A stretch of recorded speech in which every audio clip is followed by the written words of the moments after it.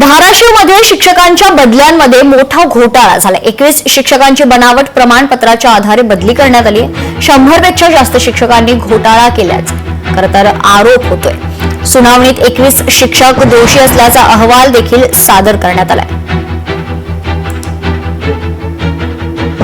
2023 मध्ये काही लोकांनी चुकीची माहिती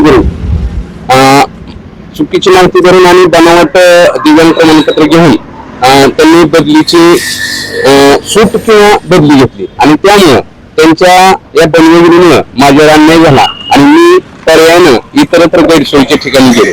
आमची सुरुवातीपासून एकच मागणी होती की जे चुकीची माहिती घेऊन बनावट माहिती भरून ज्यांनी लाभ घेतलेला आहे त्यांच्यावर शिक्षा व्हावी, त्यांना शिक्षा मिळावी आणि आमच्यावर जो यांच्या बनवेगिरीमुळे अन्याय झालेला आहे तो आम्हाला अन्याय कमी व्हावा। आता आमची एकच मागणी की जे चुकीच्या लोकांनी केले त्यांना शिक्षा ही मिळावीच। 2022-23च्या राज्यस्तरीय ऑनलाईन संवर्ग 1च्या अनुषंगाने जे काही प्रक्रिया झालेली होती त्या तत्कालीन कालावधीत जे काही सध्या 21 लोकांच्या अनुषंगाने सध्या आमच्याकडे ज्यांची दिव्यांग प्रवर्गातून नियुक्ती झालेली आहे किंवा इतर रुग्ण आजार आहे त्यांची आमची सध्या सर्चिंग प्रक्रिया चालू आहे आणि त्यात दोषी आढळून आल्यास त्याच्यावर योग्य जिल्हा परिषद आणि पंचायत समिती ऍक्टनुसार योग्य ती शिस्तमाची कार्यवाही प्रस्तावित करण्यात येत आहे।